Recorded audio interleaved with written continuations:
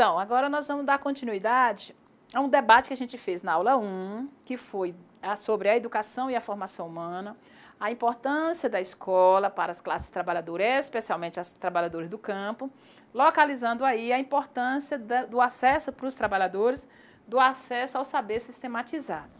Bom, o que a gente vai constatar no campo brasileiro? A gente vai constatar no campo brasileiro uma série de fracassos do ponto de vista educativo, do alto índice de analfabetismo, a gente vai encontrar baixos índices de escolaridade, né? Nós vamos encontrar fechamento de escolas precarizadas, ou seja, nós vamos encontrar uma série de fatores que vai mostrar que o campo brasileiro há um fracasso educacional. A pergunta que a gente fez lá no final da outra aula, da aula 1, foi quais as causas desse fracasso? Por que o campo brasileiro, as pessoas, os trabalhadores do campo brasileiro, apresentam esse índice tão alto desses fracassos? Onde estão as causas, né? Então, nessa aula 2, nós pretendemos fazer uma explicação dos modelos de desenvolvimento brasileiro, porque aí nós vamos estudar a educação não a partir dela mesma, mas vamos estudar a educação a partir da forma como se organizou e se organiza e se apresenta o espaço agrário brasileiro. Então, um pouco a ideia é essa, é entender para nós a centralidade do campo brasileiro, a questão da terra, da propriedade da terra, das formas de trabalho, dos modelos de desenvolvimento, os modelos de produção, os modelos de desenvolvimento e as relações que se estabelecem por aí. Pronto.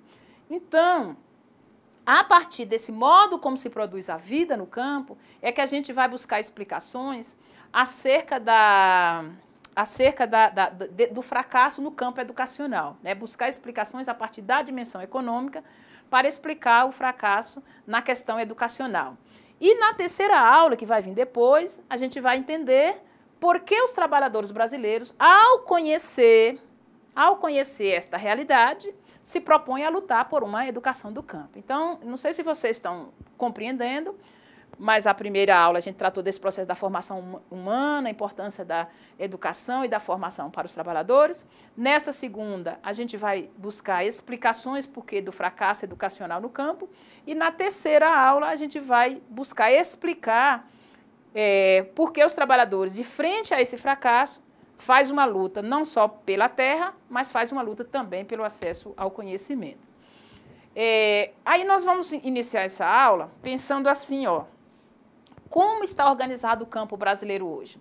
Para muitas pessoas, para a classe dominante, o campo brasileiro hoje é o lugar apenas de retirar riqueza, de explorar a força de trabalho e retirar riqueza. Para os trabalhadores, o campo hoje é o lugar de produção da vida. Para os trabalhadores produzir a vida, ele necessita fundamentalmente ter terra, né? Para os trabalhadores, os extrativistas, os indígenas, os quilombolas, a terra ela é como se ela fosse o coração dessas pessoas no campo, né? Não dá para você pensar o campo brasileiro, principalmente para a classe trabalhadora que retira da terra o seu sustento, sem o acesso à terra. Então, essa questão na educação ela é crucial. Se a gente não pensar a questão da terra, a gente não entende, inclusive, por que fecha a escola no campo, né? A escola do campo fecha. Por que a escola do campo fecha? Por que a escola é precarizada? Por que essa necessidade de esvaziamento do campo e por aí vai?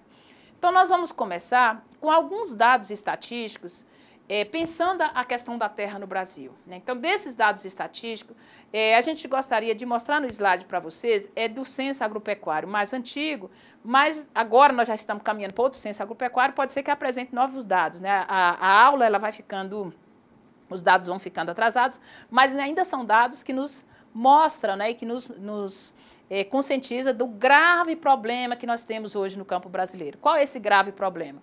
O grave problema que nós temos do campo brasileiro hoje é a questão da concentração da terra. Então, junto a essa questão da concentração da terra, nós gostaríamos de trazer alguns dados e nesses dados a gente pensar o processo educativo.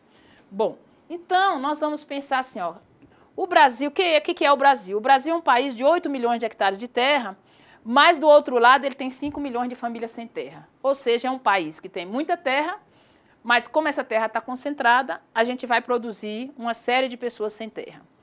Esse país, conforme o censo agropecuário, o censo do IBGE, possui 5 milhões de proprietários de terra e desses 5 milhões, cerca de 26 mil donos ou seja, 1% possui 46% da terra. É como se nós tivéssemos um bolo e 1% pegasse quase a metade do bolo. É como se as terras brasileiras estivessem na mão de apenas 46% dos donos, né?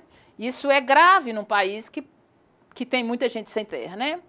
Outro dado é que as 300 maiores propriedades agrícolas no país somam junto uma superfície igual aos estados do Paraná e São Paulo juntos, ou seja, isso é muito grave, ou seja, então isso significa que nós temos um alto índice de concentração da terra. O Brasil, ele é um país que tem uma concentração escandalosa da terra, ou seja, nós só perdemos apenas para o Paraguai, e essa má distribuição de terra no Brasil foi criticado por organismos internacionais como a ONU, o Banco Mundial. E olha que essas organizações internacionais são organizações altamente capitalistas. Então, para a gente pensar a gravidade que é a concentração da terra no Brasil. Do outro lado, o que a gente diz? Nós vamos encontrar explicações, inclusive nos meios de comunicação, que vocês devem escutar todos os dias, que o agro é tech, o agro é pop, o agro é tudo. E aí a gente bota na cabeça que é a concentração da terra, são as grandes fazendas que produz o desenvolvimento, que movimenta o comércio, que faz isso, que faz aquilo. Os dados do professor Ariovaldo Umbelino de Oliveira, da Universidade de São Paulo, ele vai mostrar justamente o contrário. Ele vai mostrar que a grande concentração da terra não movimenta a economia local e tem demonstra, inclusive, todo um atraso. Na verdade, ele concentra mais renda, explora mais o trabalhador, e aí a gente vai ver esses dados agora. Ou seja, para o professor Ariovaldo Umbelino de Oliveira, segundo ele pega esses dados do IBGE, é importante a gente dizer isso, as propriedades de terra acima de 1.000 hectares empregam 600 mil assalariados e detém, na verdade, 5% da frota de tratores. Guarda esse número, olha. Tem as propriedades acima de 1.000 hectares no Brasil, emprega 600 mil assalariados e possui 5% da frota de tratores. Bom, agora vamos para frente para a gente ver as outras. Agora nós vamos ver outro índice. Olha, as pequenas propriedades empregam, pequenas propriedades aqui, o professor Ariovaldo Umbelino considerou propriedades de até 2.000 hectares. Então, essas propriedades pequenas e médias, nós vamos dizer, que elas empregam 13 milhões de agricultores familiares. Lembra do dado anterior? Empregava 600 mil assalariados e detinha 5% da frota de tratores. Bom, as pequenas propriedades empregam 13 milhões de trabalhadores familiares e mais de 1 milhão de assalariados e detém 52% da frota nacional de tratores. Aí a pergunta para a gente pensar qual é que promove o desenvolvimento? Qual é que faz circular o dinheiro? Qual é que faz circular a mercadoria? Vamos pensar sobre essas questões. Então, embora a gente esteja num país com maior concentração de terras, nós somos um país em que as pequenas propriedades, mesmo sendo poucas, são elas que produzem a alimentação, são elas que produzem a riqueza, que produzem o emprego, são elas que produzem tudo. Mas elas não aparecem nas grandes propagandas, as grandes propriedades organizadas no agronegócio, elas mostram para a gente que elas é que faz a economia avançar, a economia movimentar. Bom, mais alguns dados aí para a gente pensar. Vamos pensar aí das pequenas propriedades. Olha, as pequenas propriedades no Brasil respondem, na produção de leite, com 71%. Pequenas propriedades, nós estamos aqui considerando, o professor Ariovaldo, nesses dados que ele organizou, ele considera pequenas propriedades até cerca de 1.000 e poucos hectares. Não é tão pequeno assim, mas não é 5 mil hectares, como faz o agronegócio, né? Então, essas pequenas propriedades, elas correspondem a 75% na produção de leite, enquanto as grandes 1,9%.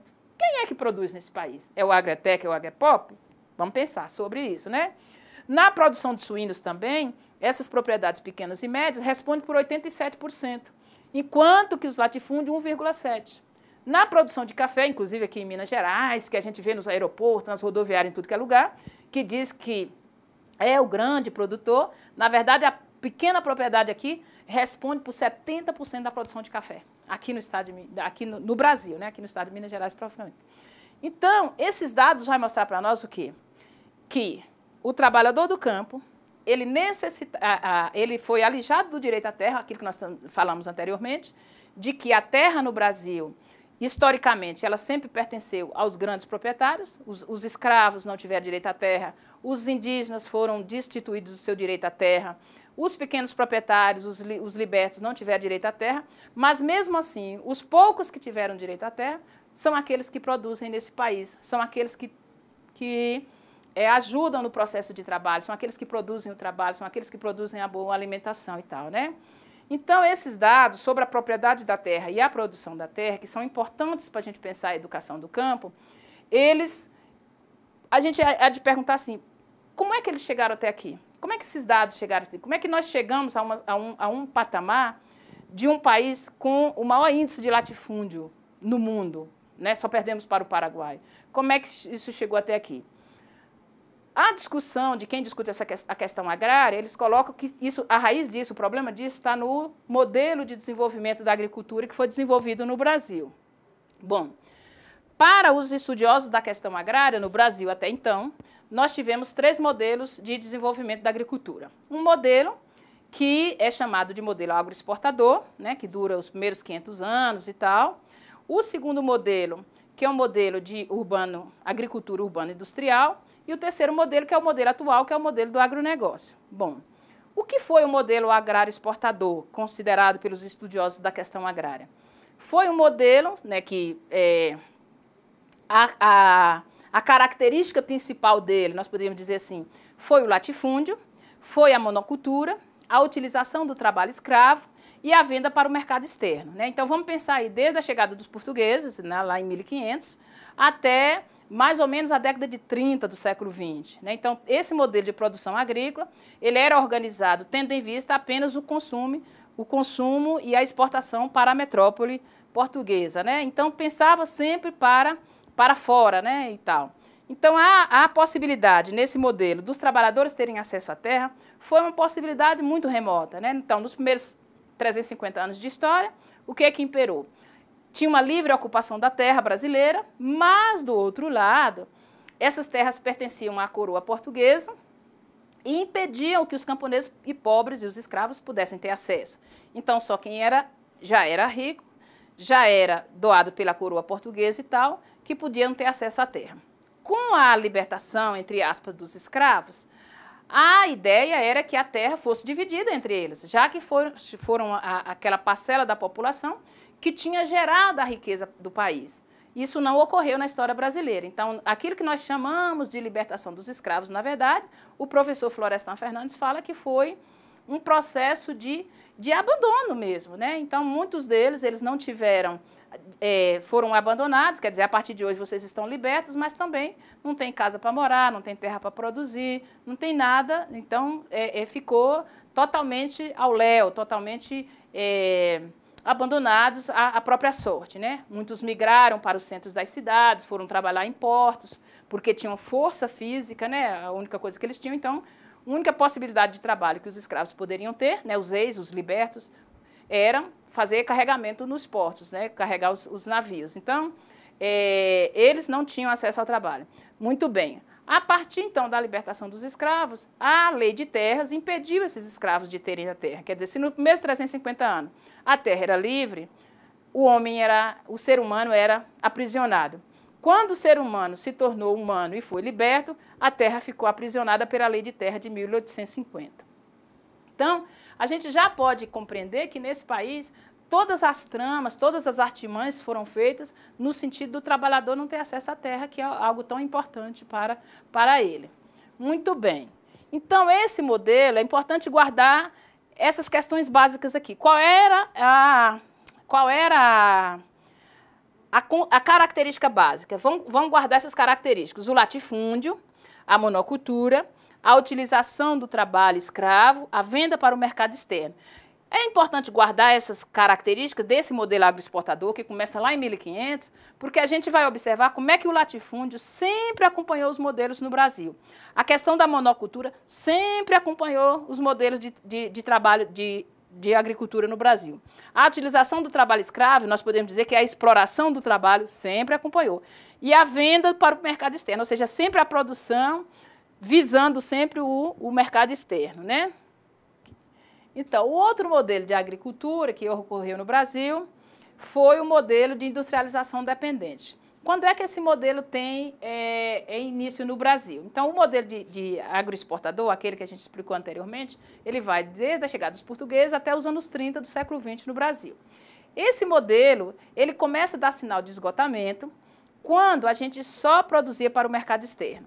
Então, quando no Brasil há a necessidade, a chegada das primeiras indústrias, a necessidade de processamento dos produtos que são produzidos na agricultura, então, no Brasil também, o processo de industrialização que há no Brasil tem uma necessidade de rebate na agricultura. Então, o que vai acontecer na agricultura? A característica básica vai ser que a agricultura agora passa a ter uma dependência da indústria. Se antes o modelo de agricultura era um modelo agroexportador e somente a agricultura no Brasil tinha uma hegemonia no processo da economia, a partir de agora, do modelo dos anos 30, a chegada da indústria vai exigir que a agricultura se organize com relação à indústria. Então, começa a chegar na agricultura brasileira a introdução das máquinas, das ferramentas, produzida em grande escala pela indústria. Então, a agricultura se altera a partir daquilo que a indústria produz, né? A outra característica que vai chegar nesse modelo é a introdução de insumos, produtos da indústria na agricultura, né? Então, começa já a partir dos anos 40, dos anos 50 e tal, a inserção dos adubos, dos químicos, dos venenos, da herbicida, dos pesticidas, dos fungicidas e tal, que ficou conhecida na agricultura brasileira como uma coisa chamada Revolução Verde.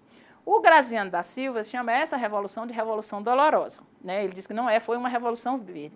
E a outra característica nesse modelo foi a agroindústria dos alimentos. Isso já começa lá nos anos 30, perpassa toda a década de 30, 40, até agora os anos 90 no Brasil, onde se reorganiza a agricultura em torno de outro modelo de agricultura chamado de agronegócio.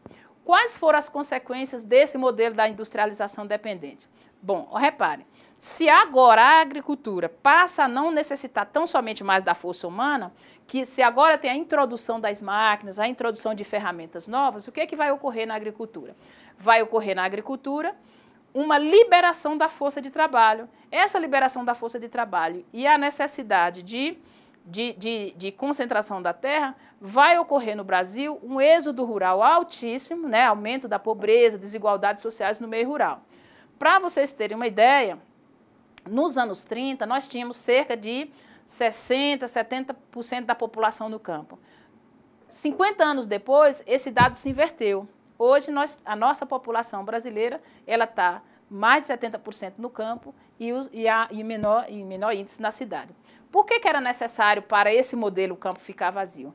Para esta reorganização da agricultura e da produção de um campo sem gente. Isso, para nós, é fundamental na educação do campo. Ora, se nós pensamos na aula 1, tente lembrar que a gente dizia que somente os seres humanos trabalham e se educam, lembram disso? Então, a gente dizia, olha, a educação é um fenômeno essencialmente humano. Isso a gente falou isso lá na primeira aula. Muito bem. Se a educação é um fenômeno essencialmente humano, e se o modelo de agricultura da industrialização dependente está esvaziando o campo, esvaziou o campo e jogou as pessoas para a cidade, então significa dizer que nesse campo passa a não precisar de educação. Você não faz educação para boi, você não faz educação para cavalo, você não faz educação para outros seres biológicos, são seres vivos, mas não são seres humanos. Lembram disso? Então, para nós, a questão do modelo de produção na agricultura e a questão da educação tem íntima relação. Por isso que a gente sempre fala, olha, discutir a educação do campo requer discutir a questão agrária, requer discutir o modelo de desenvolvimento. Por quê? Porque para ver a educação do campo, é preciso ter gente no campo. Se a gente não tem gente no campo, não tem razão de discutir a educação do campo, né? O estado de São Paulo, que é um estado altamente urbanizado, não tem função ter educação. A educação do campo para quem? Não precisa ter. Então, a gente só briga por educação do campo no lugar onde tem gente no campo. Se não tem gente no campo, a educação não tem função. Então, por isso que brigar por educação do campo é brigar também por reforma agrária, é brigar pela demarcação das terras quilombolas, é brigar pela demarcação das terras indígenas. Não dá para brigar a educação do campo, querer só a educação descolada do contexto, né? A educação do campo, ela tem um contexto, ela requer um contexto.